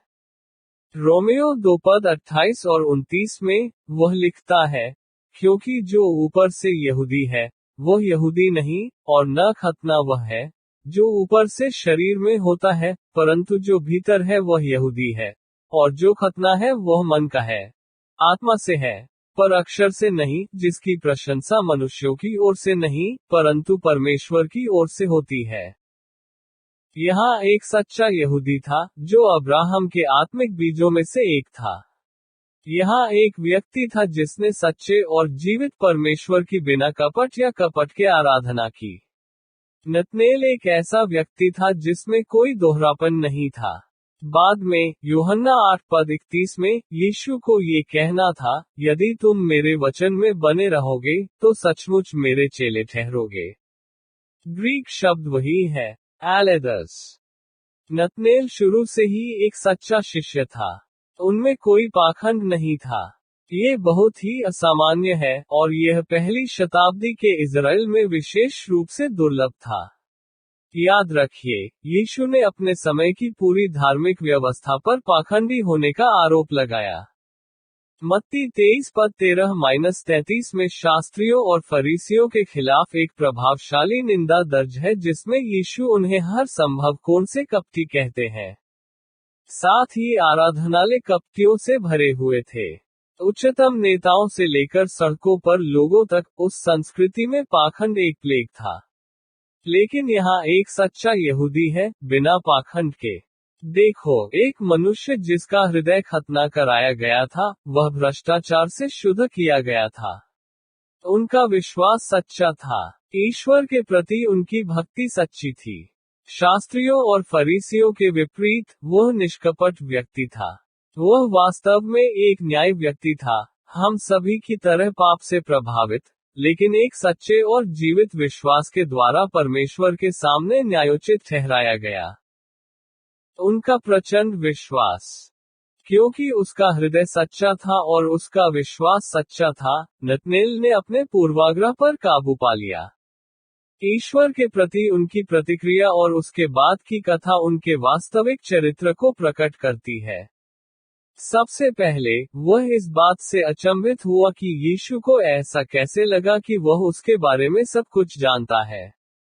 नतनेल ने उससे कहा, तू मुझे कहां से जानता है? यूहन्ना 1:48। हमें यह मानना होगा कि नतनेल अभी भी सोच रहा था कि क्या ये व्यक्ति वास्तव में मसीहा होगा। ये फिलिप के फैसले पर सवाल उठाने के बारे में नहीं था। फिलिप उसका दोस्त था, इसलिए निश्चित रूप से वह उसके बारे में ये जानने के लिए पर्याप्त जानता था कि फिलिप, विश्लेषणात्मक रूप से अनिर्णायक, कभी भी एक त्वरित निर्णय नहीं करेगा। ऐसा नहीं था कि उन्होंने लेखन पर सवाल उठाया था या वह संदेह से ग्रस्त थे। बात बस इतनी थी कि नासरत का ये व्यक्ति उस छवि के अनुरूप नहीं लग रहा था जो उसके मन में मसीहा की बनाई गई थी। यीशु एक बड़ई का बेटा था, एक आदमी जिसका नाम या विवरण नहीं था, एक ऐसे शहर से जिसका भविष्यवाणी से कोई संबंध नहीं था। पुराने नियम के समय में नासरत का अस्तित्व ही नहीं था, और अब यीशु उससे इस तरह बात कर रहा था जैसे वो उसके बारे में सब कुछ जानता हो और यहाँ तक कि उसके दिल में देख सकता हो। नतनेल बस चीजों का पता लगाने की कोशिश कर रहा था। तुम मुझे कहां से जानते हो? उसका मतलब हो सकता था, क्या तुम मेरी चापलूसी कर रहे हो? क्या आप उन तारीफों के साथ मुझे अपना एक अनुयायी बनाने की कोशिश कर रहे हैं? आप कैसे जान सकते हैं कि मेरे दिल के अंदर क्या है? यीशु ने उसको उत्तर दिया, इससे पहले कि फिलिप्पुस ने तुझे बुलाया, जब तू अंजीर के पेड़ के तले या, तब मैंने तुझे देखा। 48। इससे चीजें बदल गईं। ये चापलूसी नहीं थी, ये सर्वज्ञता थी। नतनेल को अंजीर के पेड़ के नीचे देखने के लिए यीशु शारीरिक रूप से उपस्थित नहीं था, और नतनेल ये जानता था। अचानक, उसने महसूस किया कि वह किसी ऐसे व्यक्ति की उपस्थिति में खड़ा था जो उसके दिल में सब कुछ देख सकता था। अंजीर के पेड़ का क्या महत्व है? शायद यही वह स्थान था जहां नतनेल शास्त्र का अध्ययन करने और उस पर मनन करने गया था। उस संस्कृति और समय में, घर अपेक्षाकृत छोटे होते थे, लगभग हमेशा केवल एक कमरे के साथ। आमतौर पर इसे अंदर ही पकाया जाता था, ताकि गर्मी में भी आग जलती रहे। घर धुएं और बासी हवा से भर सकता है। घरों को ठंडा और छायादार रखने के लिए उनके आसपास पेड़ पौधे लगाए गए। अंजीर के पेड़ घरों के पास लगाने के लिए सबसे अच्छे पेड़ों में से एक थे क्योंकि वे स्वादिष्ट फल पैदा करते हैं और अच्छी छाया प्रदान करते हैं। अंजीर के पेड़ लगभग 5 मीटर की ऊंचाई तक बढ़ते हैं। उनके पास एक छोटा, नुकीला सूंड होता है, और उनकी शाखाएं नीची होती हैं, जो 8 या 10 मीटर तक पहुंचती हैं। एक घर के पास एक अंजीर का पेड़ एक अच्छा बड़ा, आश्रय और छायादार स्थान प्रदान करता है। यदि आप घर के शोर और भारी वातावरण से बचना चाहते हैं, तो आप बाहर जाकर उसकी छाया में विश्राम करेंगे। यह एक तरह का निजी बाहरी स्थान था, जो ध्यान, प्रतिबिंब और एकांत के लिए एकदम सही था। संदेह नतनेल वहां शास्त्र का अध्ययन करने और प्रार्थना करने गया था। वास्तव में, यीशु उससे कह रहा था, मैं तेरे मन की दशा जानता हूँ, क्योंकि मैंने तुझे अंजीर के पेड़ के तले देखा। मुझे पता था कि तुम क्या कर रहे हो। वह आपका निजी कमरा है जहां आप अध्ययन करने, प्रार्थना करने और ध्यान करने जाते हैं। उस गुप्त स्थान में, मैंने तुम्हें देखा। मुझे पता था कि तुम क्या कर रहे हो। ऐसा नहीं था कि यीशु ने केवल वह स्थान देखा था जहां नतनेल था, बल्कि उसने उसका हृदय भी देखा था।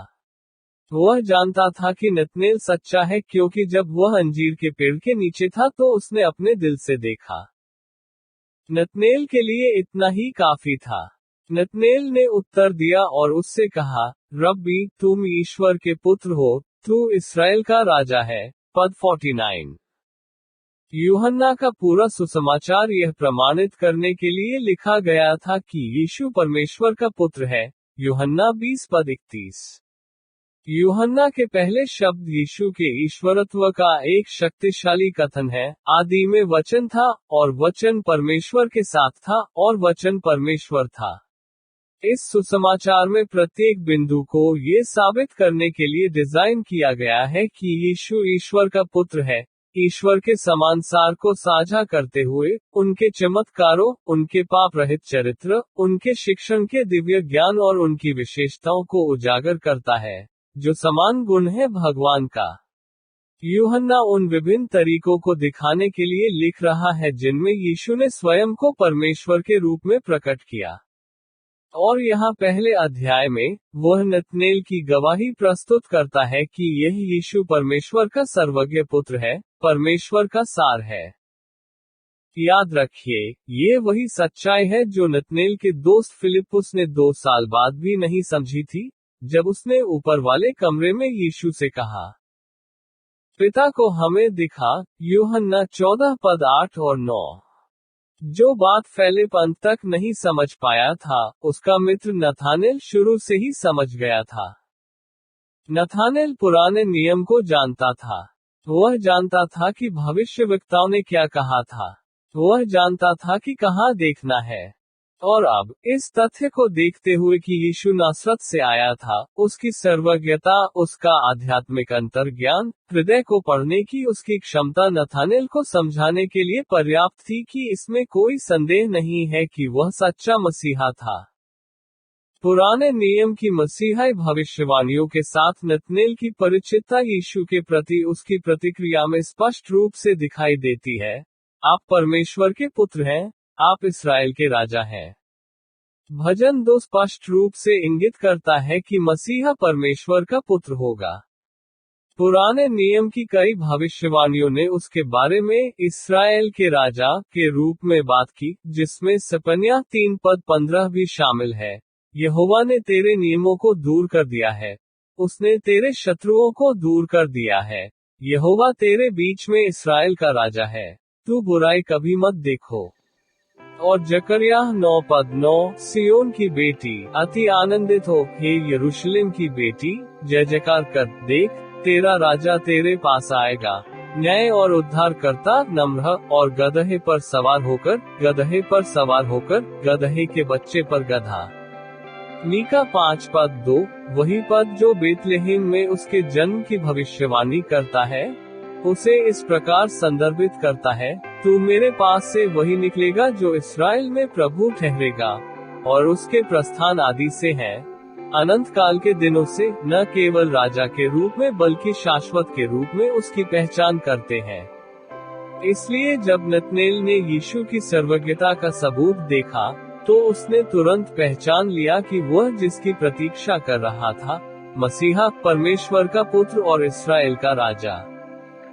नतनेल शिमोन के समान था, जिसने बालक यीशु को अपनी गोद में लिया और कहा, अब, हे प्रभु, अपने वचन के अनुसार अपने दास को कुशल से विदा कर, क्योंकि मेरी आंखों ने तेरा किया हुआ उद्धार देखा है, जिसे तूने सब देशों के सामने तैयार किया है, अन्य जातियों के प्रकाश के लिए ज्योति, और तेरी प्रजा इस्राएल के लिए महिमा हो। लूका 2:29 से 32।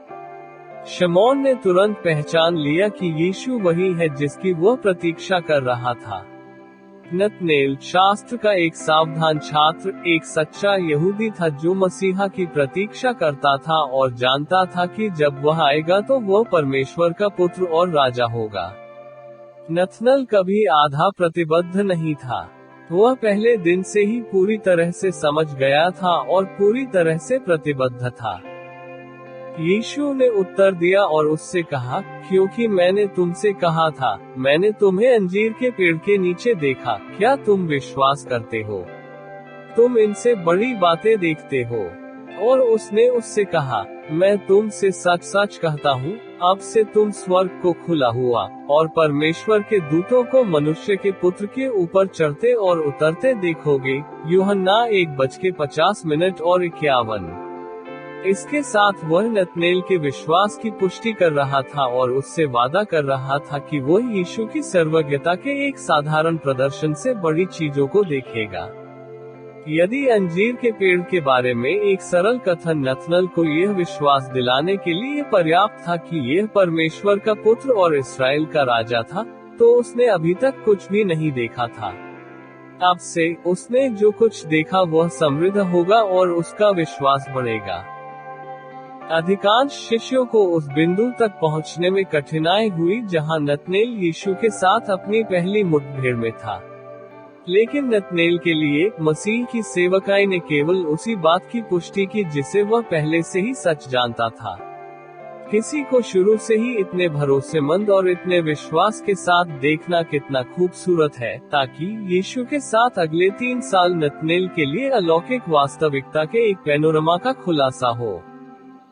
पुराने नियम में याकूब का एक स्वप्न था जिसमें उसने देखा कि एक सीढ़ी पृथ्वी पर झुकी हुई है और उसका सिरा स्वर्ग तक पहुंचा है, और देखो, परमेश्वर के दूत उस पर चढ़ते और उतरते हैं। उत्पत्ति 28:12। नतनेल को कहे गए यीशु के शब्द पुराने नियम के उस वृतांत का संदर्भ थे। वह सीढ़ी था और नतनेल परमेश्वर के दूतों को अपने ऊपर चढ़ते और उतरते देखता। दूसरे शब्दों में, यीशु वह सीढ़ी है जो स्वर्ग और पृथ्वी को जोड़ती है। पवित्र शास्त्र हमें नतनेल के बारे में बस इतना ही बताता है। आरंभिक कलीसियाई लेखनों से पता चलता है कि उसने फारस और भारत में सेवकाई की और वह आर्मेनिया तक सुसमाचार ले गया। उनकी मृत्यु कैसे हुई, इसका कोई विश्वसनीय रिकॉर्ड नहीं है। एक परंपरा कहती है कि इसे एक थैले के अंदर रखा गया, बांधकर समुद्र में फेंक दिया गया। एक अन्य परंपरा कहती है कि उन्हें सूली पर चढ़ाया गया था।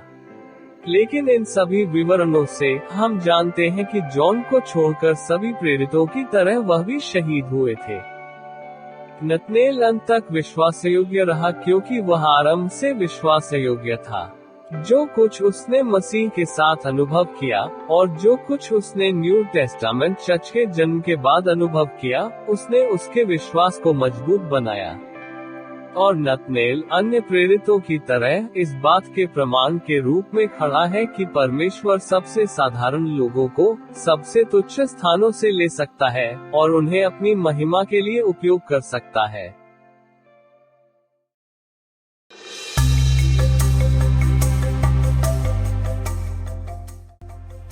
सुनने वाले प्रिय मित्र, एल पॉलीग्लोटा क्रिस्टियानो टीम की ओर से हम आपका अभिवादन करते हैं और हमें प्रसन्नता है कि आप इस चैनल का आनंद लेते हैं जो आपके लिए बनाया और डिजाइन किया गया है, जहां आप अपनी भाषा में सर्वश्रेष्ठ ईसाई शीर्षकों के अनुकूलन को सुन सकते हैं। ईसाई क्षेत्र में प्रसिद्ध लेखकों द्वारा लिखी गई पुस्तकें और परमेश्वर के वचन से प्रेरित है। जॉन मैकार्थर का जन्म लॉस एंजल्स, कैलिफोर्निया में हुआ 19 जून 1939 को। एक अमेरिकी पादरी और लेखक है जो अंतर्राष्ट्रीय स्तर पर सिंडिकेटेड ईसाई शिक्षण radio show Grace to You के लिए जाने जाते हैं। वह 9 फरवरी 1969 से सन वैली, कैलिफोर्निया में ग्रेस कम्युनिटी चर्च के पादरी और शिक्षक रहे हैं और वर्तमान में न्यू हॉल, कैलिफोर्निया में मास्टर कॉलेज और लॉस एंजल्स में टीचर्स सेमिनरी के अध्यक्ष भी हैं। आम धारणा के विपरीत, हमें परमेश्वर का कार्य करने के लिए सिद्ध होने की आवश्यकता नहीं है। जॉन मैकार्थर उन 12 आदमियों की जांच करते हैं जिन्हें क्राइस्ट ने अपने शिष्यों के रूप में चुना और हमें ये पता लगाने में मदद करता है कि कैसे हम दूसरों को प्रभावित करने के लिए अपनी खुद की खामियों को उपयोगी उपकरणों में बदल सकते हैं। और अधिक जाने बिना 12 शिष्यों की कमजोरियों को नए नियम के पन्नों के माध्यम से हमेशा के लिए सुरक्षित रखा जाता है। यीशु ने आम लोगों को चुना, जैसे मछुआरे, कर संग्रहकर्ता, कट्टर राजनेता, और उनकी कमजोरियों को ताकत में बदल दिया, महानता को पूरी तरह से बेकार कर दिया। मैकार्थर आप जैसे आधुनिक शिष्यों के लिए पहले 12 शिष्यों के सावधानीपूर्वक प्रशिक्षण के सिद्धांतों की रूपरेखा तैयार करता है। अगले सप्ताह हम आपको 12 साधारण पुरुष नामक इस श्रृंखला के नए अध्यायों के साथ हमारा अनुसरण करने के लिए आमंत्रित करते हैं। और अगर आपको यह वीडियो और चैनल पसंद आया है, तो हम आपको लाइक और सब्सक्राइब करके हमें बढ़ने के लिए समर्थन करने के लिए प्रोत्साहित करते हैं, ताकि हम आपके लिए सबसे अच्छी सामग्री लाने के लिए काम करना जारी रख सकें। ईश्वर आपको बहुत आशीष दे।